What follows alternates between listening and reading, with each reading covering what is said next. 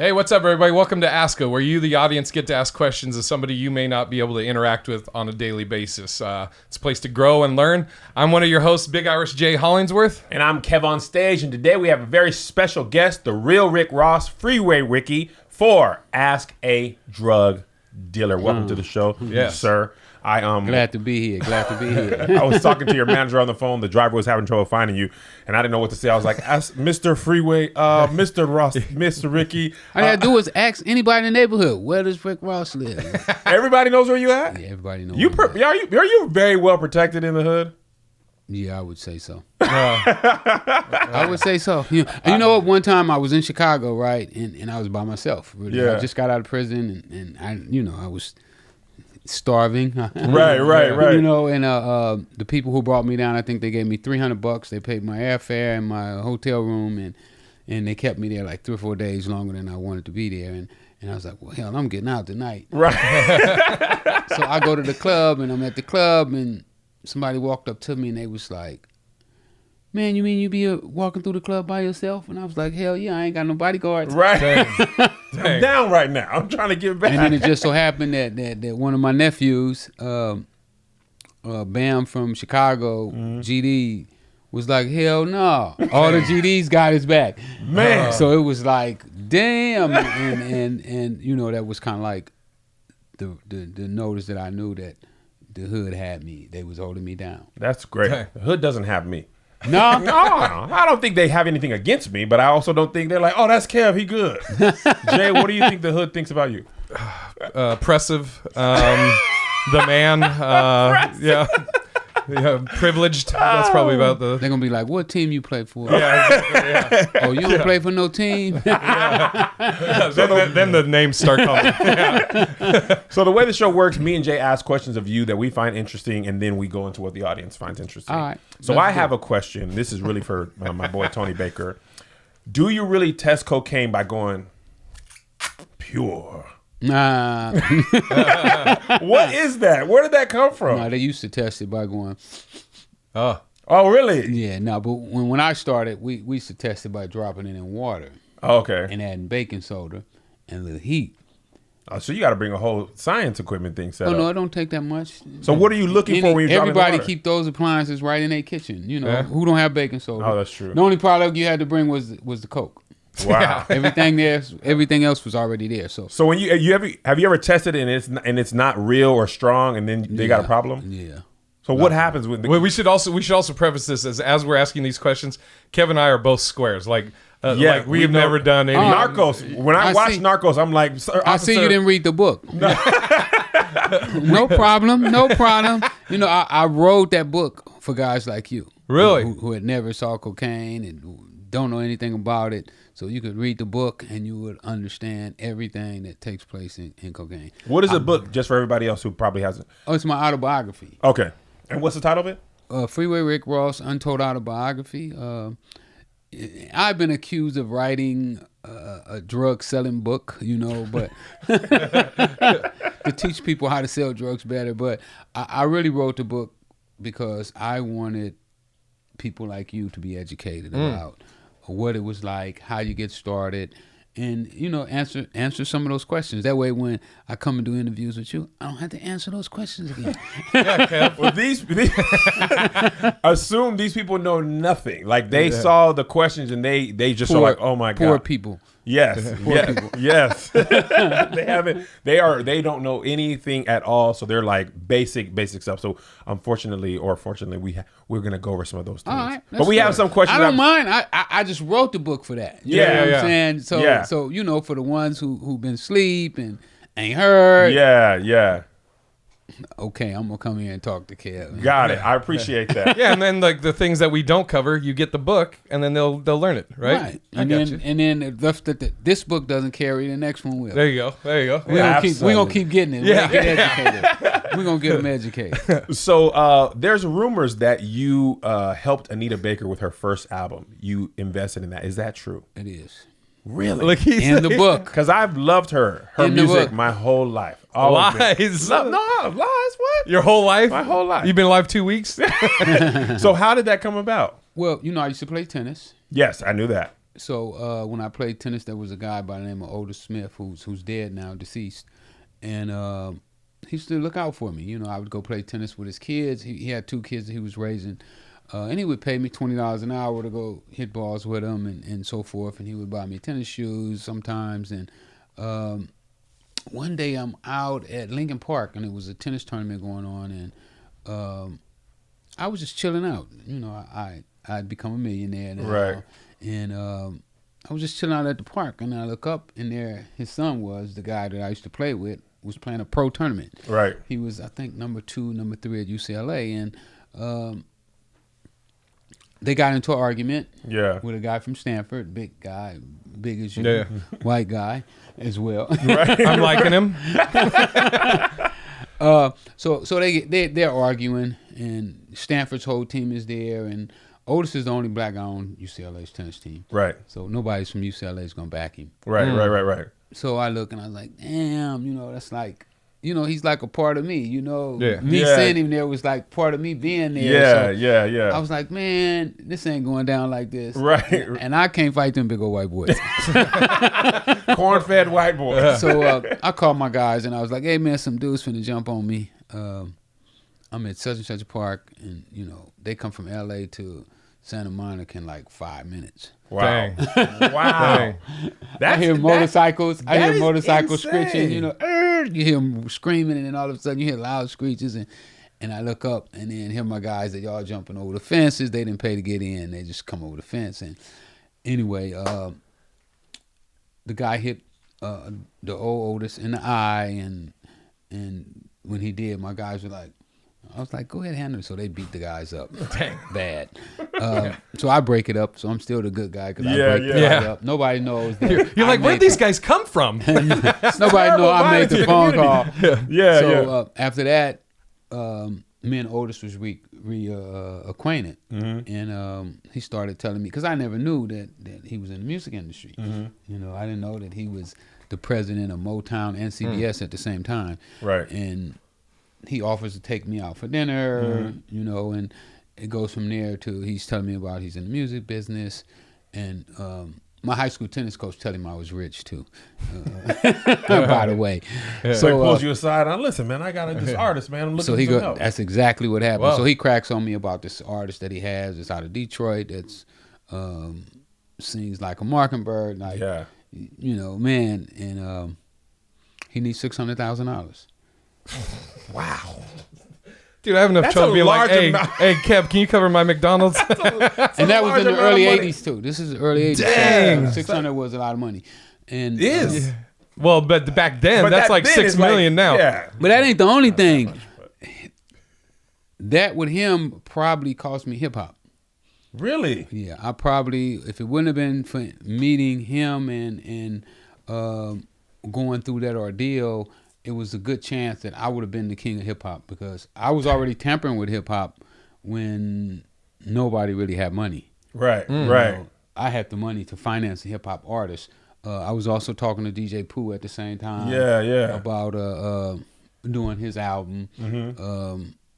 But he was only like 17 years old, and then he tells me that I just give Otis $600,000, and he tells me he needs $200,000 to do his album, which was way off. Had he told me that he needed $40,000, I would have definitely been in hip hop. Wow. Dang. Wow. So that's kind of a question I wanted to ask you about tennis. Like, do you ever feel like had you grown up or were born somewhere else and still had your tennis abilities, you would have had a totally different life? I don't know if I would have ran into tennis if I'd have been somewhere else. You know, it was that particular area at that particular time. You know, it was like we on the tennis court playing roller derby when Mr. Williams walk up to the tennis courts with all the balls, and I don't know if that could have happened anywhere else. You know, it was like it was time for it to happen right there. You know? And I believe everything happens just when it's supposed to. Okay. You know, when I was in prison, and I used to be like, oh, man, I wish I could get out. And then, you know, one day I came to my senses, and I was like, listen, when it's time for you to get out, you're going to get out. Right. You don't even have to worry about that no more. Yeah. And if the time never comes for you to get out, you're never going to get out. Man, that's a sobering thought. So, you know, the best thing for you to do is start to use the time that you have right now to do the best that you can with the time that you have. Right, right. So on that same thought, do you feel like in the drug game? I mean, most people who don't, come up in the drug game or around it, we learn about it from movies and TV. So, and what it looks like is the only options you have when you're in the drug game is jail or death. So, how is it knowing that in your line of work that people are always around you trying to set you up? People are looking to kill you. Like does that take a toll on your mental health? Oh yeah, definitely. Being a drug dealer is, especially a successful drug dealer. Yeah. It's really stressful. You have to, so many things that you have to deal with. I mean, you become a person that literally has the power to say if somebody lives or dies. Right. What do you do? Like, how does that power feel knowing you can control? I mean, it's scary, because on one hand, you have to be firm because you don't want to be soft and considered weak. Weak. Yeah. And then on the other hand, you got to be smart, because, I could be doing a life sentence right now in the state pen where I never made it to the feds, had I not been smart. Right.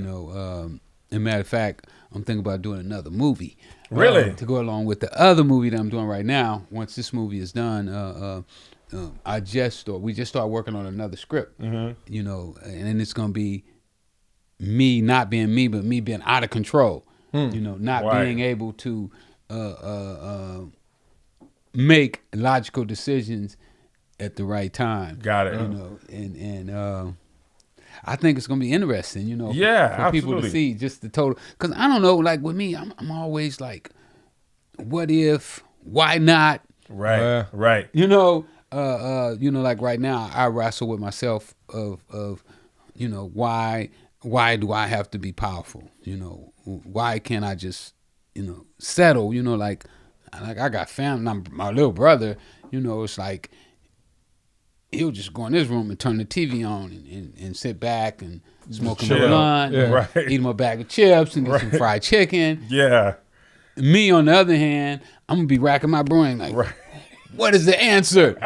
Where is it at? I think I have the same thing. Yeah. We're comics and we're trying to hustle and I was talking to a friend of mine. He was like, some people don't have that. They be cool working at Waffle House with a pickup and a double wide, and I'm chilling. You know what I mean? But for me, it's just like, and nothing against that. But I'm always like working hard for something more, and just like I feel like we're wired that way. That's where I grew up in Portland, Oregon, and not everybody in Portland, but it's like you always have to say that. But that was one of the things that drove me crazy. It seemed like a lot of people had a very content mentality, and I always was trying to be the best at whatever I was doing. I wanted to piggyback off of what you were saying, Kev, when you were talking about having people around you and stuff. So, can you ever like let's say me and Kev are doing something and Kev's my right-hand guy. Did you have somebody that was like your right-hand man, but could you 100% trust him, or are you still always like, there's a chance this guy may be trying to take me out, at some point? Oh, no, not my man. No. I mean, later on in life I found out he couldn't handle money, but not what he would try to cross me. He would literally take a bullet for me. Gotcha. All right. Well, that's good that you had somebody, because I wonder about that, like, if you do have someone in that situation that you 100% know he's got your back. Oh no! I mean, one time, I was driving his car and we had low riders and I'm going through the thing where everybody hangs out and I'm flaming up and his gun falls out, but I don't know. And the cops flash their lights on me, so they pull me out the car. They taking me to jail, and he walks up and like, man, that's my gun. Oh, wow. Dang. That's good. I don't think I have friends that would be like, you wouldn't do that for me, Kev? Absolutely. What? Big Irish J. Yeah. I was with him when he bought it. Yeah. Here's the receipt. Like, why do you have that? Here's the video surveillance. I don't think I could do that. So, at what moment did you feel like, man, because I know you were introduced to, was it your tennis coach who introduced you to cocaine, right? No, he introduced me to the Nicaraguan connection. Wow. That's a pretty resourceful tennis coach. Like, Now here's your forehand, here's your backhand, here's the Nicaraguan connection. it took me to the next level. Not the tennis coach, but he was a upholstery coach that played tennis with me. Got it. From time to time. Yeah. No, not the tennis coach. Okay, I was like, man, what is going on with tennis in South Central? But at what point did you realize, like, I'm gonna be more than like a local level guy? Like, I'm on track to be like, almost immediately. I mean, it's like I had been stealing cars right before I started selling drugs, and I had been kind of like sidelined because I got arrested. You know, I had my own chop shop, and they raided my shop and took me to jail and was talking about giving me like 21 years in prison. Right. And I didn't know what I was going to do. So, but when my friend first showed me cocaine, and I mean, literally, the $50 piece was about the size of a match head. And I was like, the police will never catch me with that. Right. And right after I started to see, like my first customers was like pimps, PCP dealers, like really influential people in the community, singers, lawyers, and doctors. So right after I started to see that, I started to see these as being the people that everybody looked up to, and I felt that if they were using, then eventually everybody else would catch on. And I don't even know where I got that from. You know, it was like I was marketing when I knew absolutely nothing about marketing. Right. So I have this thought about drug dealers, especially black drug dealer kingpins, that, you know, they are equally as smart, if not smarter, than Fortune 500 company CEOs, because they are able to run multi-million-dollar businesses and evade law enforcement at the same time. I agree. I totally agree. I mean, I would like to take a test, you know. Right. That's an amazing amount of business acumen to have to do something illegal and, you know what I mean? Like, it's a business and it's illegal. No doubt. So my question is... And not only that, and not to cut you off. No, go ahead. And I take my hat off, like I tell the young guys when I talk to them, young drug dealers, I take my hat off to you because you're brilliant. You just don't know it yet, and you haven't learned how to channel those talents and energies into something that would benefit you the same way that the drugs do. Right. But not only do you have to worry about the cops, but you have to worry about your best friend. Yeah. You know, like you just said, will your best friend cut your head off? Will he set you up? Will your girlfriend open the door and let robbers in? Because I've known that happen. Dang. Wow. I've known people to be in love with girls, and while he sleep, she opens the door and let robbers in. So she's in on it? She's in on it, yeah. Dude. Yeah. Women, man. I mean, you try to provide, and next thing you know, she lets robbers But not in. just women, guys. I mean, that's just part of that business because the way people look at it is drug dealers are easy prey. Yeah. I mean, you rob them, they can't go to the cops. Yeah, that's what Omar on the Wire, his whole business plan was that. Yeah. Like you there's nowhere for you to go. Like we're both doing something illegal. But also the street justice, so to speak, is harsher than, like, you know, regular stuff. So it's like a dangerous thing. But what I wanted to go back a little bit to the mindset. Do you think it's the reason African American, we struggle to have those businesses, legal businesses, is because we don't have the opportunity, or, like, you know, our parents generally aren't handing us businesses down and things like that? Absolutely. It's hard for us to get financing. Right. You know, for one, say for instance me, I got home from prison, I had a 758 biker score. Yeah. Well, that's pretty high. 750? 750. Never, no lates, no. Even right now, I've never had a late payment. Wow. I didn't expect drug dealers to have good credit. Like, look, man, I need my shipment. But I and never also used it. My credit card. I paid cash for everything. Oh, okay. But then don't you have, like, an issue of, like, no credit history or short credit history? But I learned about credit history when Got I it. was in prison. So I built a credit history. Wow. So You built a credit history while you were in prison? Yeah. How do you do that?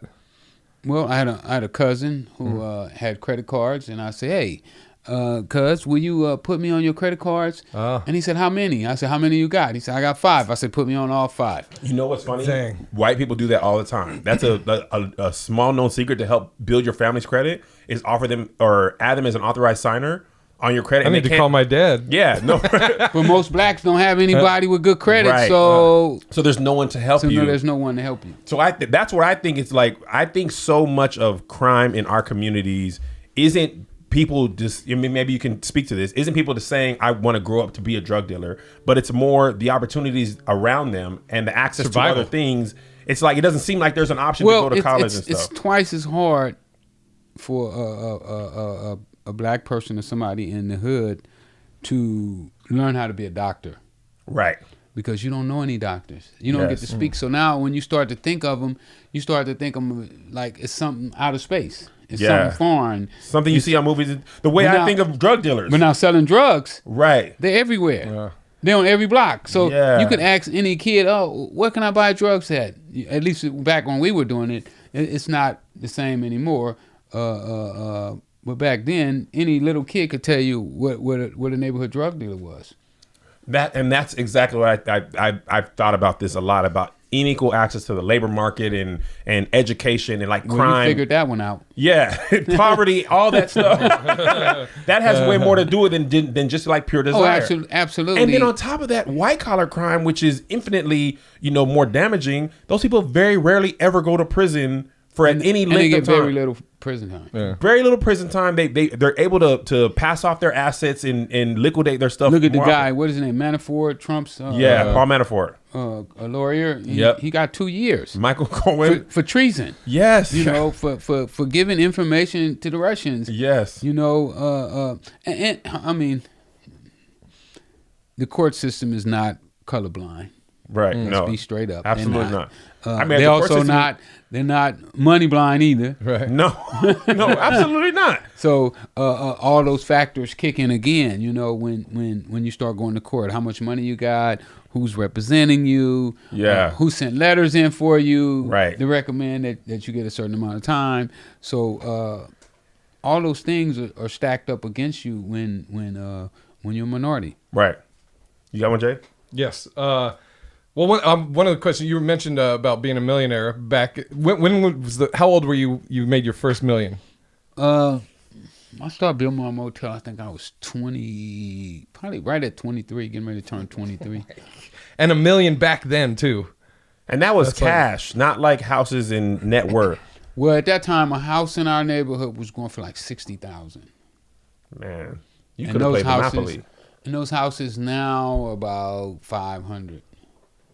Man. What was when you at that time, or when you were at your peak, money wise? What was the craziest thing you bought?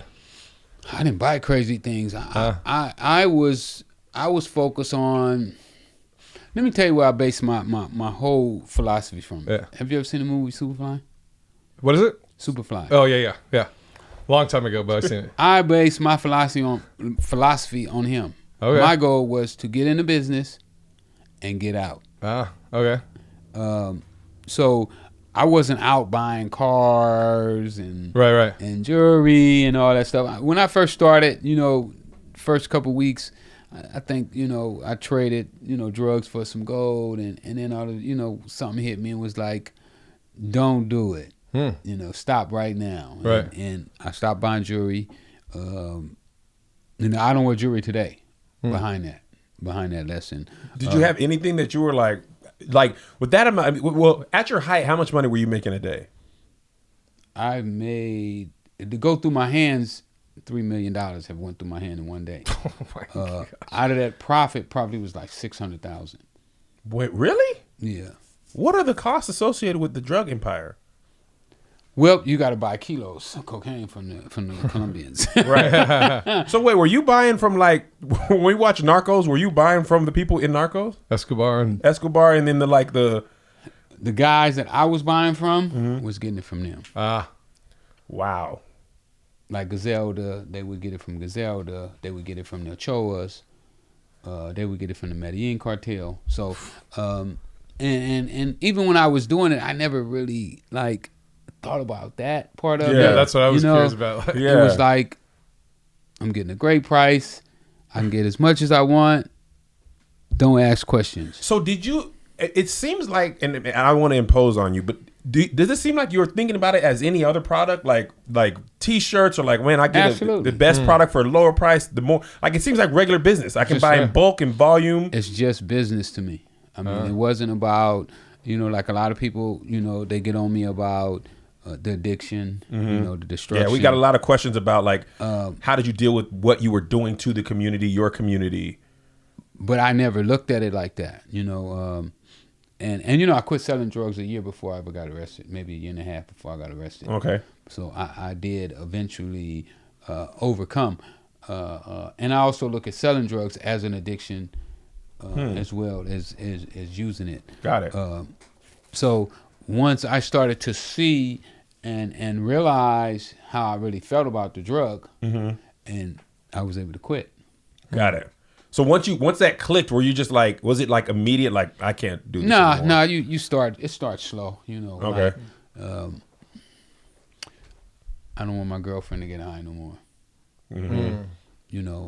So I would go to my guys and be like, hey, don't nobody sell her drugs.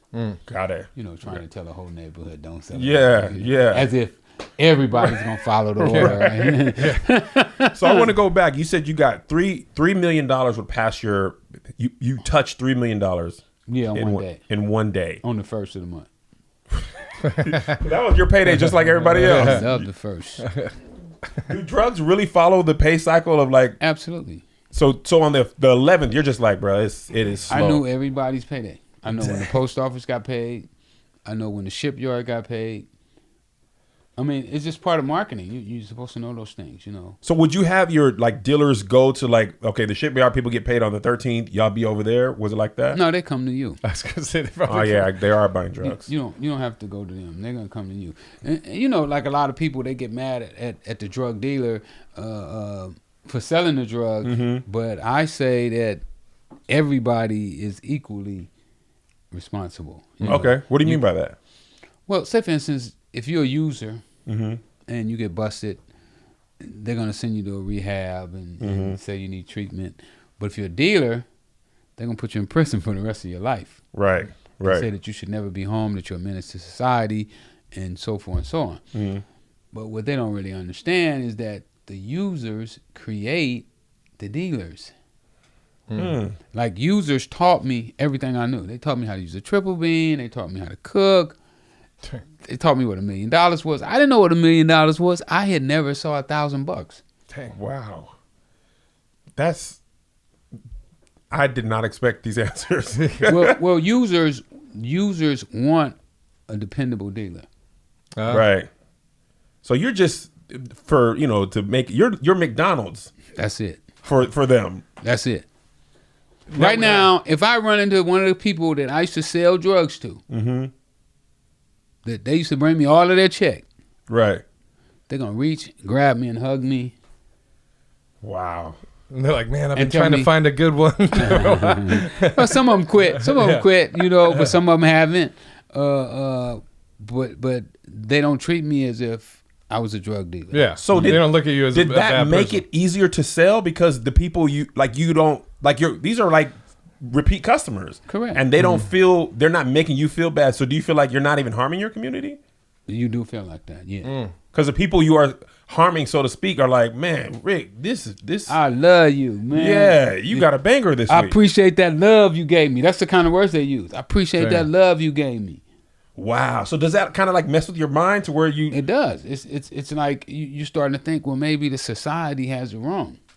Right. So we got a lot of there's a lot of thought. And then when you add racism in it. Yeah. See, I've experienced racism firsthand. Right. I went into a hospital when I was around 7, and they had this big, pretty TV up, and I go in, I go to hitting the buttons because I couldn't read. Right. And the nurse yells at me, "Hey, you can't touch that TV!" And then they corralled us to the back. Oh wow! To the black section of the hospital. Yeah, they had a black and white section. Damn. Oh snap! And the white section was like, oh, nice and fancy, and clean, and the back section was people had been spitting on the wall. There was cigarette butts everywhere. Yeah, they never cleaned it. Right. No TV. Right. So you already thinking like we got to have better than this. Absolutely, but that this was another thing that white Got it. America didn't want us to have. So when I started selling cocaine, I felt that I was bringing that piece of society that they didn't want us to have back to my community. You're like, white people use this all the time, get this, so Absolutely. I got you. Interesting. Now, what was the highest did you have like people in law enforcement, judicial system on your payroll? No, I didn't need them. Oh, really? No. For what? I kept saying this is like, Well, I've been watching a lot of Narcos, unrelated to our conversation, and that in Narcos you have, and even like Frank Lucas' story, like that's the only way they evade Whitey capture. Bulger, Yeah, they Boston. have people on their payroll, they know what's coming, or they had like people on the inside to say, hey, they're on to you. So how did you do it without that? Dressed like this. Unassuming, kind of like going Gus back to not buying in all Breaking that Bad. flashy Stay out of the stuff. cars, don't drive the big cars. Make your community love you. Wow. Make them hide you out. When the police come, they hide you in their house. You need to get out of a certain area, they'll drive you out. So wow, I'm trying to process all that stuff, because you think that's the whole reason for the show. You think one thing about a person or how they get there or whatever, but until you have a conversation with them, you have no idea what their thought process was. And you think, I think the opposite, to be quite honest. You wouldn't think that the users would be willing to help you. I actually thought the drug dealer, the drug user, the users. If it was, I'm talking about not users. Well, I mean, I I'm didn't talking mean about helping just you. the community. Oh, people don't use drugs. Or like, why would you feel like? Were you like bringing in turkeys, or so to speak? Like, you know what I mean? Like drug dealers give out stuff to get love. Was it that Because type their of thing? kids are probably benefiting off of the drug business as well. Like being lookouts and things like that. Everything. I mean, the whole neighborhood is functioning. When drugs dealers are doing good in the community, everybody wins. The liquor store, Wow.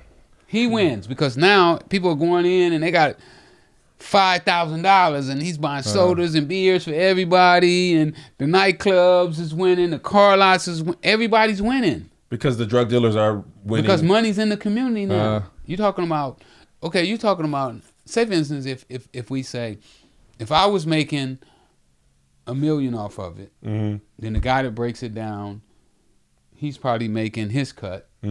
So the next line of person after me takes it, and they're probably making another $1 million. Right. Then it's another person that probably gets a piece of it, and that's probably another $1 million, with all of these other people on those different levels. Right. So now you're talking about in the community, probably in one day, where $1 million worth of cocaine comes into the neighborhood, and it turns into $5 million that day Wow. for the whole hood. Yeah. Yeah. So now $5 million is circulating through the hood, Right. when normally nothing really circulates. Right. The average person over there is making like $200 a week. Right. Right, and it goes back to that thing about the drugs in white people using it. It stays in the white community, but you're bringing it in the black community, and then I get what you're saying. And talking about kids, one of the questions, two-parter. One was, did you ever use kids as like drug mules or to sell or anything? And then did you ever sell to kids? Yeah, my nephews, all of them saw. Oh, really? Yeah. 14 years old, they was old enough. Okay. So when you stopped, did that end for them, or did they find somebody else? No, they didn't stop. They was hooked. You get hooked. Yeah. You get hooked on the money. Where else can you, these guys are like 14 years old, and, when they started off, I probably would pay them $500 a week, Yeah. which is really nothing, but to a 14-year-old kid who mama's on welfare, Right. That's That's $2,000 a month. he's been going to school with no shoes. Yeah. Now he has $500, and I used to be on them about saving their money. I was teaching them how to save. I was teaching them, my technique, what I know, and some of them did pretty good at it too. Did you ever sell to kids that you know of? I didn't know kids that used at that time. Gotcha. It was a different time. When I sold drugs, it was an older person's business. Yeah. When I first started, they didn't really want me involved because I was so young. Oh. Yeah. Yeah. It wasn't it was really expensive at that time as well. As the price went down, it was more affordable to everybody. But when I first started selling cocaine, an ounce of cocaine would cost you $3,200. 1 gram of cocaine was probably like $300. Damn. That's a lot. I mean, that's a lot of money. Yeah. I mean, the thing, like, what you were making. Okay, so you said you touched $3 million a day, or making $1 million a day. Were you able to, like, how much money would you say at your apex would you say you had? I don't know. I think the government was saying my property was worth about 8 to 10 million at one time, and I had about three. I would have 3. I had one time 3.2 million cash, and still have money on the street. So probably, maybe I'd accumulate about 12, maybe $13 million. And how difficult is it to, like, clean that money? It's hard. It costs a lot of money to clean your money. And what were you? Because I know now it's like computerized and shell companies, but was it that same thing then? You could do corporations, and in some ways, I guess it was easier, because we used to go to the bank and get a $10,000 cashier's check, and it wouldn't raise too, right. The eyes wouldn't be too bright. Right now, I think it's a little harder than that right now. But you still, if somebody was going to sell you a house or sell you a business, you had to grease them a little extra, right? To do business with you, to take cash. Wow. That's gotta be, I'm just imagining, like, you'd like to buy this $500,000 home. Here's some cash. You're like, what? I think I got a. No, you're bringing in a duffel bag. I think duffel bag boys. You're bringing in a duffel bag. So we got a lot of interesting questions, and we kind of got into them. But have you forgiven yourself? Is a question we got quite often. Oh, absolutely. What was that process like? Did you? Well, actually, before forgiving yourself, did you have guilt? Did you feel guilt? I did. Okay. I did. When I went to prison, I felt that I should be in prison. For what I had done. I was. My mom had raised me up as a Christian, and she used to say, "You the devil, boy."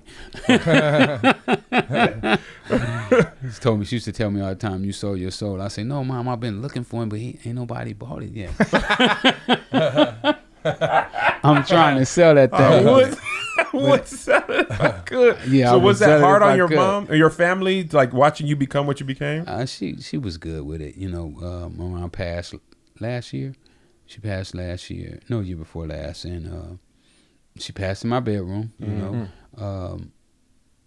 And she was in a good space. Right. She was in a good space. She used to come and see me when I was in prison. But yeah, it's hard on them too, because for her to have a gun stuck in her face, to be handcuffed to the fence, right, in front of the house is probably frustrating. She had been harassed at the airport. The cops thought that my mom and the preacher was carrying drugs for me. Oh snap! Yeah. So it's probably hard on the family. I mean, it puts everybody in a predicament, but then it makes life a little better for everybody. Right? They were able to drive nice cars, and she wasn't worried about at least when I was selling drugs, the things that normal people worry about. Paying your house note, right, light bills. She didn't even know what a light bill was. Right. So I think that's an interesting thing. Like, it's kind of like a bittersweet thing to be associated. Like, it's a crime, but when you have no other way to eat, and somebody's like, hey, you don't have to worry about that stuff. I can see how you're like, I mean, I know it's illegal, but at the same time, we're gonna turn a blind eye. We're gonna do like Ronald Reagan and George Bush did. We're gonna turn a blind eye. That's the thing I want to say as well. So, we have this whole idea that it's a crack epidemic and the war on drugs, and we blame black people for it, right? But if you read about politics and things like that, you need some sort of government assistance, and the government allows a lot of this stuff for various reasons, right? And there's no way for a black person from South Central to get drugs from other places. You know what I mean? So a lot of that stuff is sanctioned. Difficult. Yeah. Not impossible, but difficult. Right. So do you feel like the government has its part in the drug trade, and like by okaying it or being, you know what I mean? Because they've like funded, I can't remember which group, but I know they funded. Nicaraguan. Yeah. And the whole Iran-Contra thing. Yeah. Like that was a government, the government was cool with that stuff. Government-backed operation. Right. So do you feel like we should blame them as well, as opposed to just, Well, absolutely. I mean, the drug war is I mean, the drug business is so vast and so big that there's plenty of blame to go around. Right. You know. Yeah. And one of the things that I did, you know, when you asked me how I forgave myself, is that I looked at it and I was just like, well, Rick, you could be considered a victim. Really? Absolutely. Yeah. Because one day I was just a car thief, Mm-hmm. you know, looking to steal a car. Just a lowly car thief. Nothing much. Unassuming. Yeah. A couple Just cars here and Just there. want a few wheels. That's it. No big deal. And then somebody called you up and told you they had cocaine for the first time. Right. And then I went back even further than that. I said, well, somebody made a movie about Superfly and planted a seed in your mind to want to be a drug dealer. Right. So all those people could be responsible. Right. Right. Yeah. I mean, maybe they're not responsible, but they could be. I can They do have some culpability. I definitely can for see the thought planting process. seeds in young boys' minds. Right. Right. Because I totally can see that. So in your mind, would you say like your first crime was being poor? Yeah. Yeah. I would think that because I mean I wouldn't say I come from privilege or like a rich family, but my dad was in the Army and we had the basics, you know, a house, steady Wait, you had a income. dad? Like, I was like, what's a dad? You know what I mean? Like, but seriously, like just having a mom and dad. Yeah. Oh, no, they no say, question. Just having a mom and dad is your first step to having a chance in Yeah. life. Is having a 2-parent home. Yeah. Now they're both working. That's another step. They have No. consistent. You know what I mean? Like, And then they educated too? and then we man. went to both my parents went to college. You know what I Oh, mean? man. So You got they it were made. right. Yeah. So now my kid, you know, I should be able to go that much further than my parents. You know, they didn't like get PhDs or anything like that, but they go to college, attend some college. They have a steady job, and then my kids, you know, they aren't gonna worry about the same thing. Even in LA, like we went with ADD, we went down and talked to the kids in a inner city school, and there's, you know, they're worried about gun violence. Their cousins are dying. There's drugs. So even my kids who live in LA and other kids who live in a poor part of LA, they're not even experiencing the same life. You know what I Right. mean? Like my kids don't have to worry about where food comes from or new shoes or anything like that. You know, if they Right. want to go to college, I can pay for it. That's not the same for kids even in this city. Oh, no. The kids where I stay right now, you know, I have 2 kids right now, a 6-year-old and a 7-year-old that I'm raising. And I wanted them to go to inner city schools just so they could see and experience the people who don't have, because Right. they're different people. Yes. You know, they have a different desire to make it. You know, when I was in prison, I taught myself how to read and write, and I read over 300 books before I left. Mm-hmm. And one study that I was reading was saying that for a person to never be hungry deprives them of that drive, Yeah. that extra push, you Yeah. know, that you need sometimes. Warren Buffett said that. He said the first step to wanting to be rich is being poor. Yeah. Because if you go with, and I grew up, you know, poor with parents, but still poor. But if you grow up with that, you're not necessarily as driven. Right. You know, like my kids never have to worry about. Every time they open the cabinet, It's food. every time they know So they're they have to throw food on the table. yes, and they leave it. And when I was coming up, we didn't have, you know, we weren't like, I don't want to make it seem like I was like scrounging for money, but we didn't have like food to waste. Right. Like my mom wasn't going for none of that. I'm not hungry. You know what I mean? Like, so Boy, eat everything on the plate. everything on the plate every time. That's why I'm built the way I am now, because when I was raised, you had to eat Yeah. everything on the plate. But no, seriously, I think that first step of safety and provision is your first step to be able to feel like I can, even the thought to be able to think I can do anything I want to, and here's a viable path, is different for different kids in America, especially Absolutely. Black kids. We have less and less of our children have those opportunities to dream that big. Yeah, well, it's getting it's I mean, you know, right now with the state of Black America is like, and you know, I get to travel around the country, Right. so I'm seeing, it's like homelessness is like on the rise, and some of that comes from, my opinion is from us feeling privileged. You know, we have people that are doing well that they identify with, and they take it to perceive as if it's themselves that are doing well. Yeah, yeah. And that's a way that society makes us come to terms, I think, with us being where we're in the position that we're in. You know, if you're homeless, if you can turn on the TV and you can see Steph Curry shoot some shots, and you can identify, oh, yeah, we ain't doing that bad. Right. When in actuality, we're hurting out here on the streets. Yes, absolutely. When you went to, or when you stopped selling drugs, went to prison, was it like going from being very rich and wealthy to having nothing all at once? How was that? Like, how jarring was that? Yeah. Crazy. I mean, you went to where, you know, from eating lobster and, you know, and shrimp to not being able to buy potato chips. You know, you had a certain day that you could buy potato chips. You just couldn't buy potato chips just because you had the money. So it was a change, you know. From having, you know, $2,000 mattresses to sleeping on mattresses like 3 inches thick, you know. Man, were you ever scared while you were in prison? Or you like, I'm scared good? of the police. In prison? That's what you're talking about? Sure. Yeah. No, in prison or out? No, in prison. In prison. Yeah, in prison, scared of the police. Wow. Who else would you be scared of in prison?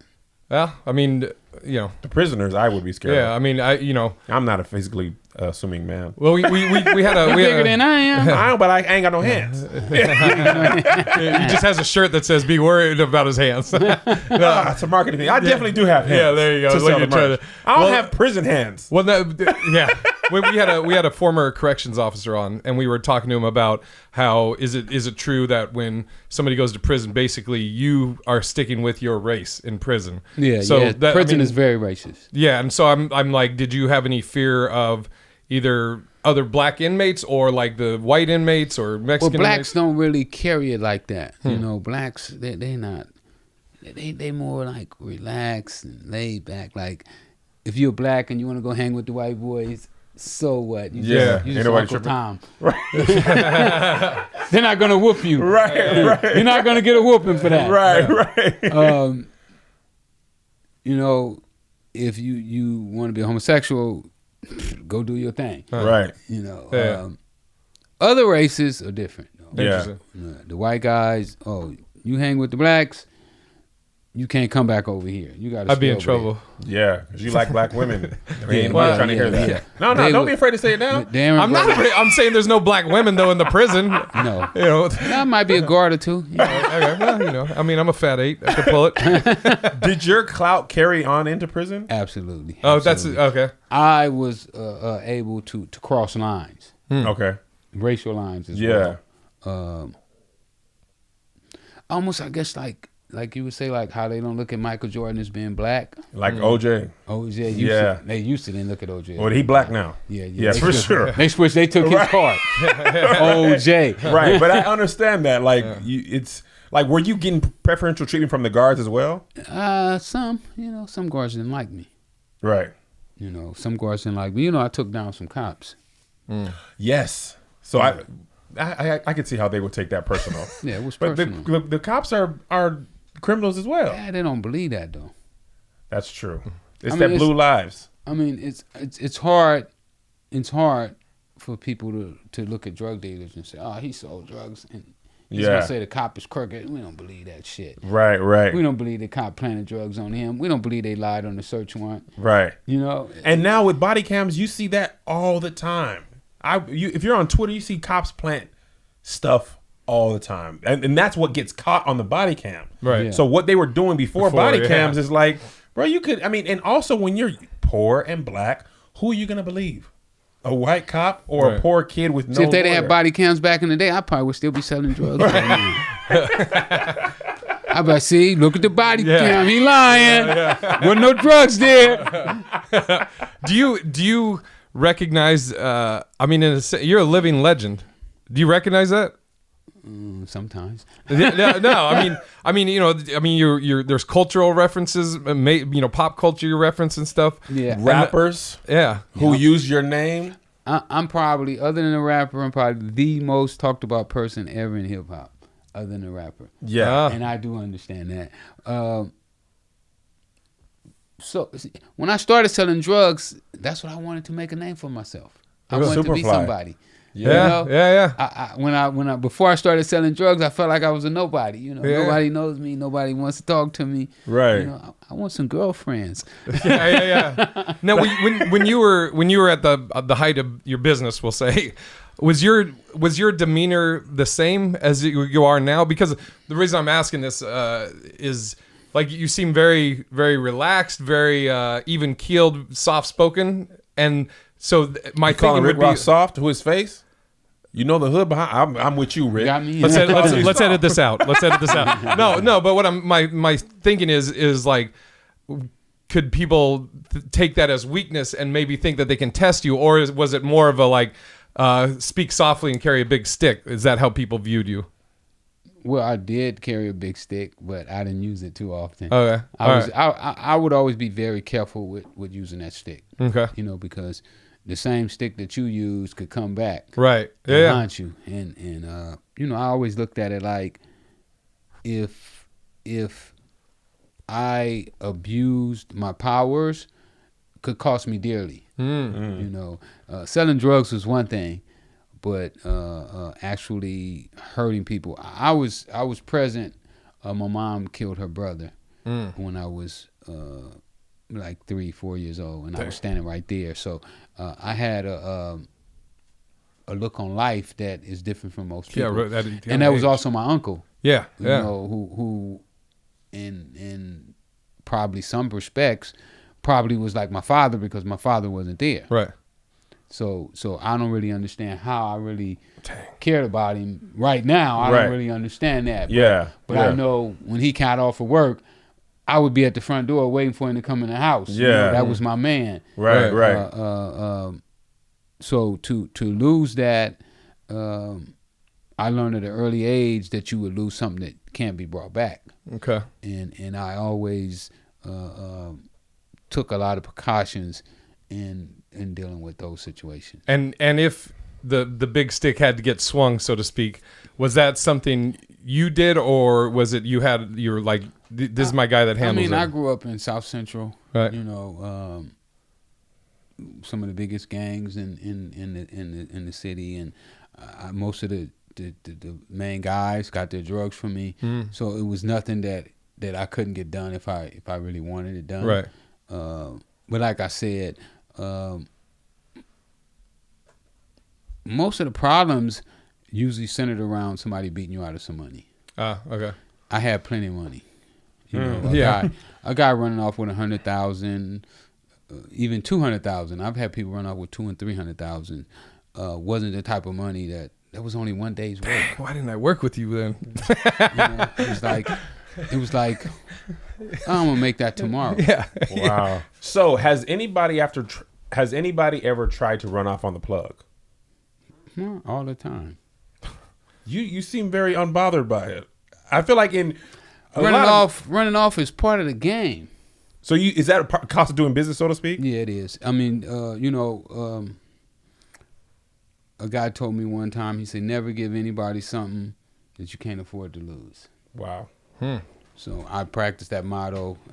Everything that I gave him, I was fully aware that I may never get it back. And even right now, I still do stuff. Like I sell cars on credit. So I understand that every time I get my car, I may not get my money back, So what do you...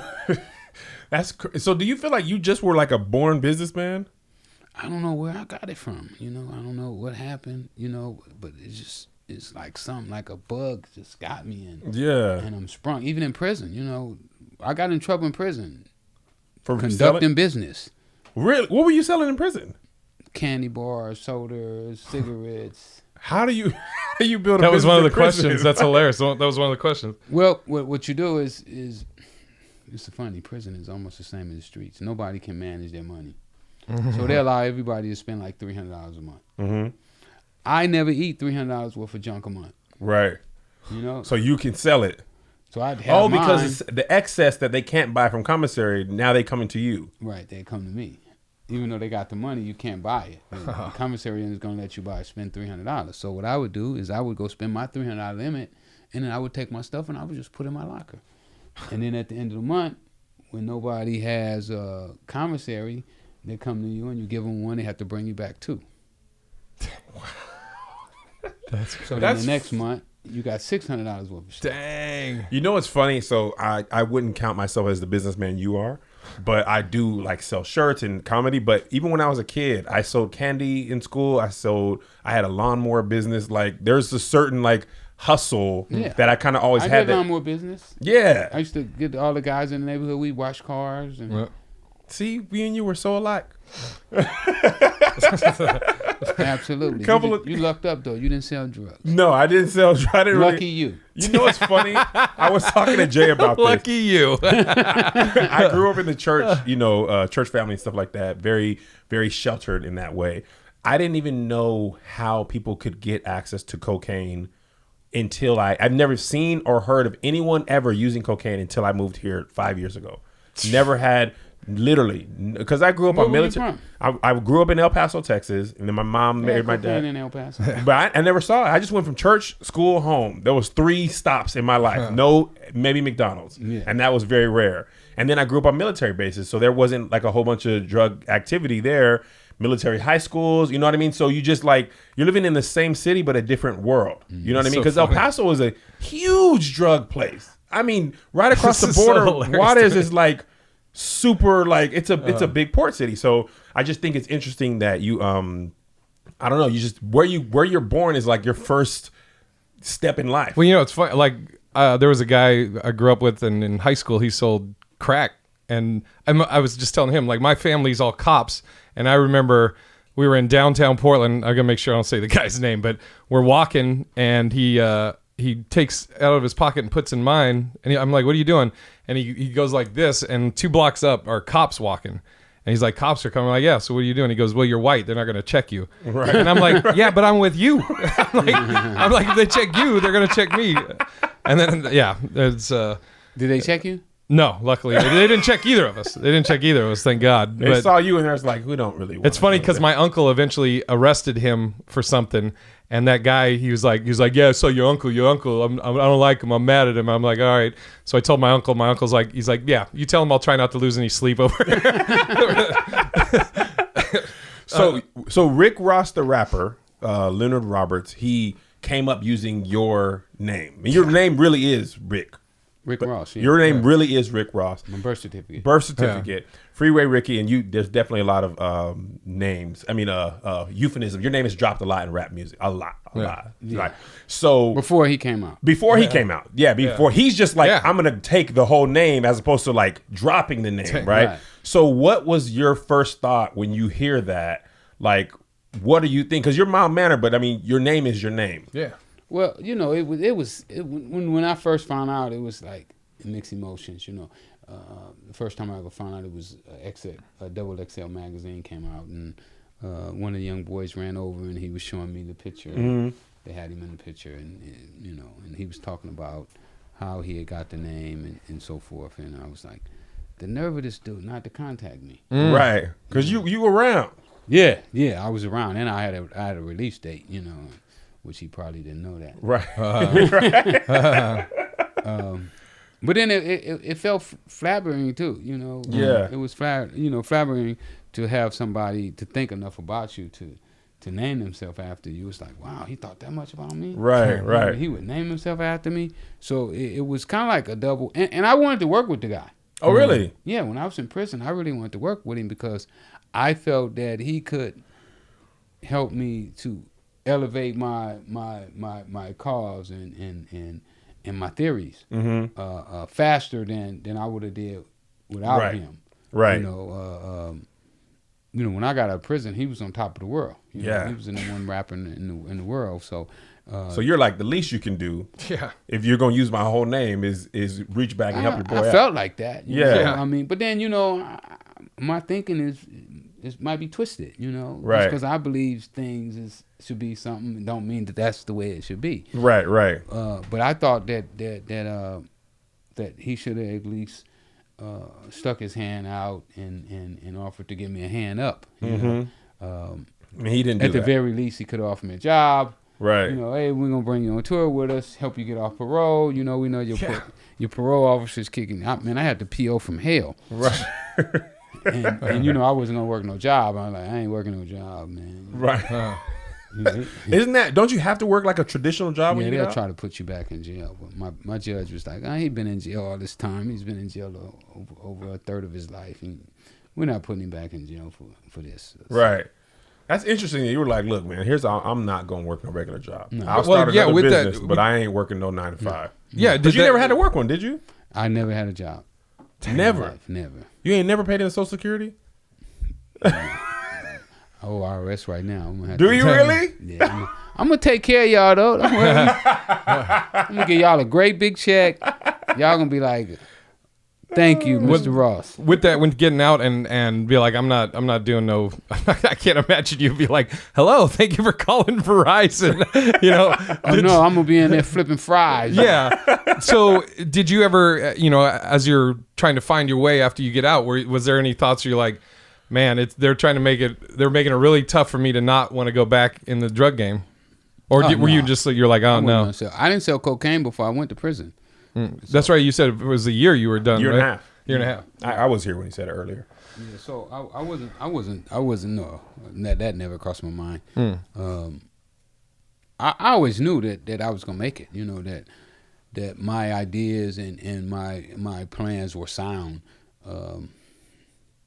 I always try to look at whatever I'm doing from all angles and decide if it's sound or if I'm insane. You know.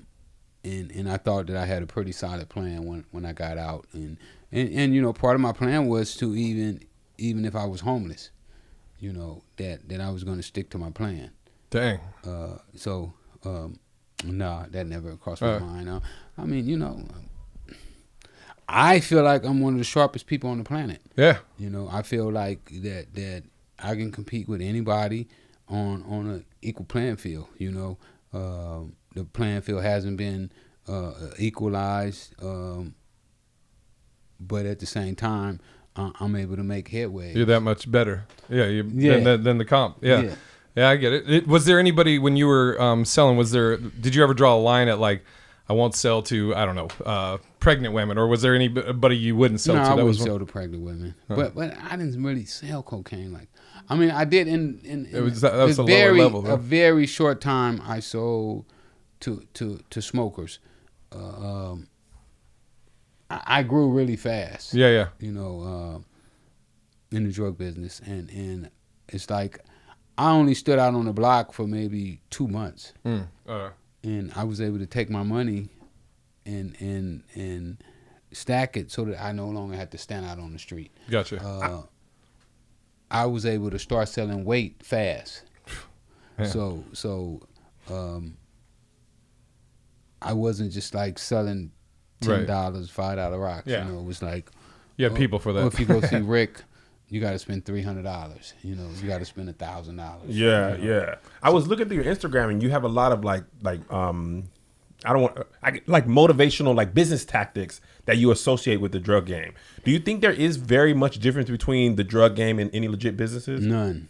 Outside of being legal, None. That's it. That's it. I think that if you can run a drug empire, that you can run another business, and I'm showing people that right now. You know, I mean, I've been picking one business apart after the next. You know, Yeah. Even though I haven't had the success in legal business that I had in the drug business, the success this time is going to be bigger than it was in the drug business. Yeah, yeah. You know, in the drug business I was successful, but you know, now I see myself as being a multi-billionaire. Mm-hmm. You know, because it's just numbers. Right. You know, and once you crack the financial institutions, you know, there's no limit to how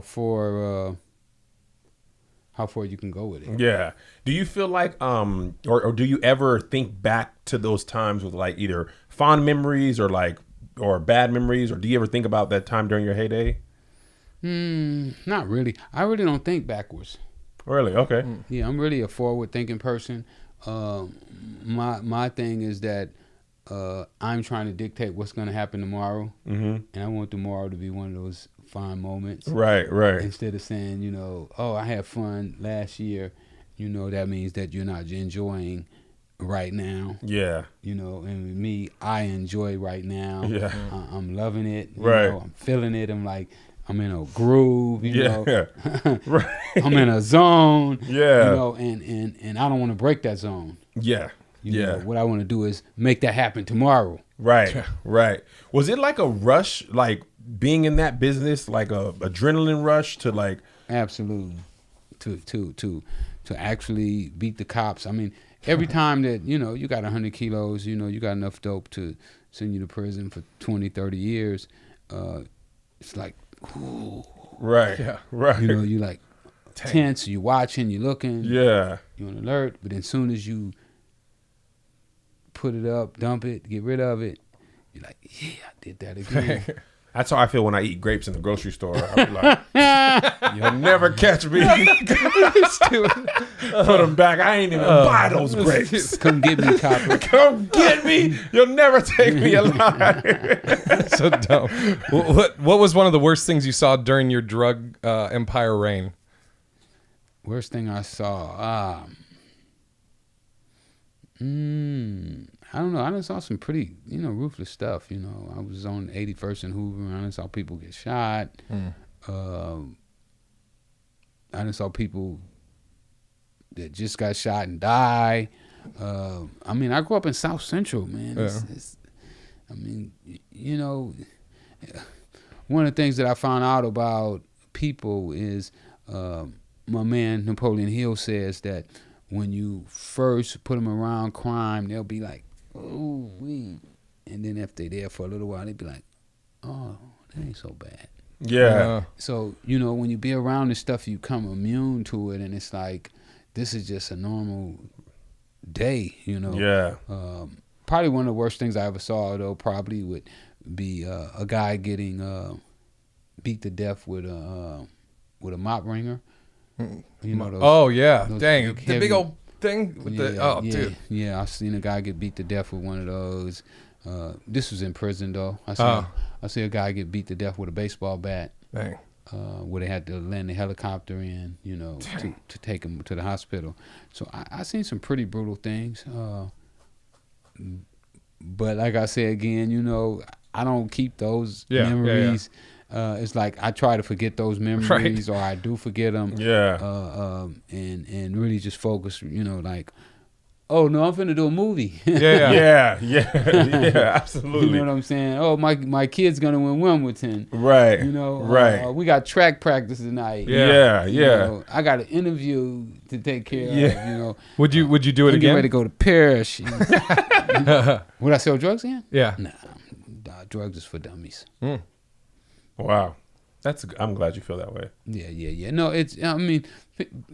people who sell drugs have low self-esteem, and they don't feel that they can make it in any other field. Even though they're not right, but that's the feeling that you have. You don't think that you can compete, and you turn to something that you have been taught is easy, but is really hard. So what did it feel like when you knew you were caught? When I knew I was caught. Yeah, like when you saw the police coming, or you knew like in court, like, man, I'm gonna have to go to prison. Disappointed, even though, I'd always been telling myself that I was going to prison, but up until the time that you actually go, it's a total different feeling, and you're just like, oh man, like, it's here. Yeah. It's done. It's over. Yeah. Because you didn't have like you didn't spend, a lot of people were in and out of jail, and then they do a long bid. You didn't have that much, did you? I didn't go in and out. I went to jail twice in my life. The first time I went, a federal case, and then as soon as I got out, my old drug supplier set me right up 6 months after I was out on a reverse thing, where he was supplying the drugs, and my partner was supposed to buy the drugs. That's it's a tough business. Hey, it's fair. All I got to worry about is people stealing my jokes. It's fair. Yeah. No, you don't got to worry about that. No, most of them about me being old.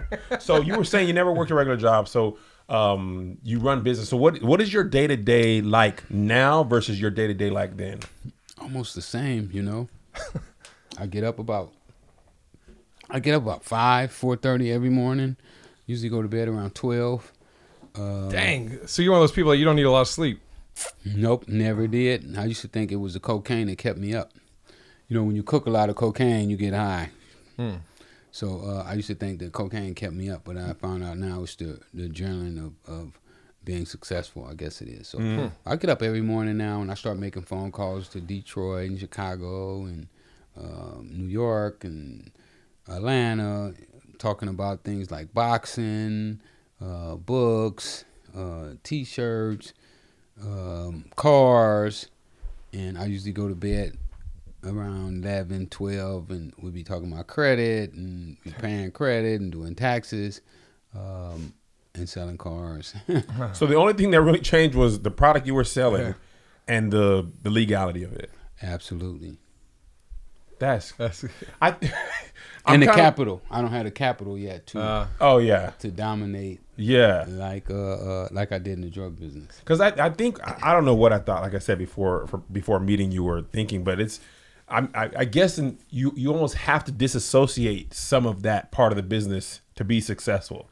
You know what I mean? It's like a quarterback. If you're thinking about an interception every single play, you're going to throw an interception. Absolutely, absolutely. They say whenever you're driving, they teach the race car drivers when they're driving to not look at the wall, to look away from the wall. Yeah, it'll draw you into the wall. So you have to. I mean, just like they say people are bad. Look at General Motors. Look how many people get killed in General Motors cars every year, and they keep pumping them out. Tobacco industry, prescription industry. drugs. Yeah, so they have to do the same thing, and they kill more people than cocaine. That is a good point. There's a lot of people who have to disassociate what they do for work and what they do to communities and to people. And absolutely, money helps to disassociate that. Did you have anything that you wasted money on? Women. I get it. I get it. You mentioned the drivers don't look in the wall. Brings up a question. Do you think this is one of the questions we got, building the wall, do you think that's going to do anything to stop drugs from coming in? Not drugs, no. It might stop people from coming in, but not drugs. They had my first day at Lompoc, USP Lompoc. That was my first penitentiary. And when you go to Lompoc, they have to take you through a processing where they put you in solitary confinement. Well, the day that I got to solitary confinement, a guy OD'd. In prison? In prison, yeah. So they can't keep drugs out of there. Maximum security prisons. Yeah. Solitary. So how can they possibly think about keeping them out of this country? Impossible. So do you think if drugs were legalized, there'd be, or what do you think would be different if drugs were legalized? Well, we do have some places that we can look at that has, like Amsterdam. Yeah, has tried legalization, and I heard that the crime rate went down because there's people that can function and use drugs. Let's face it. Yes. And I believe that poor is the root of all evil. I know some people believe that money is, but I never saw anybody with a pocket full of money go and hit an old lady in the head and snatch her purse. I've never done it. Right. It's usually the person who has no money. Yeah. Who wants to get a fix. Right. That does something like that. Right. So I don't believe that money is the root of all evil. I believe the lack of money is the root of all evil. When you were at your height, did you know of other, like, I guess, I don't know if they were kingpins around the country? Yeah. Oh, really? Yeah, we know each other. Interesting. Did y'all ever go to dinner together? Yeah, if we're in Vegas. What, man? There's people on this level. I mean, like, a business meeting. Yeah, we used to go to fights, and we would all have breakfast together, and Did y'all like swap war stories? Nah, not really that, but we just kicked it. Yeah. Have fun, play ping pong, gamble, and have basketball teams. Dang. Two kingpin drug dealers playing ping pong is a sight. $40,000 game. What? Yeah, Oh snap! in South Central. Dang. Oh my god, that's crazy. That's crazy. It would be man. $2,000 games going all day long. 2,000, bet 2,000 all day, Oh my god, constantly. that's crazy, man. How many more you got, Jay? Nothing really. I mean, most of these have been answered within it. Oh, one more that we had. Did you have any gang affiliation, and if so, did that help you in your line of business?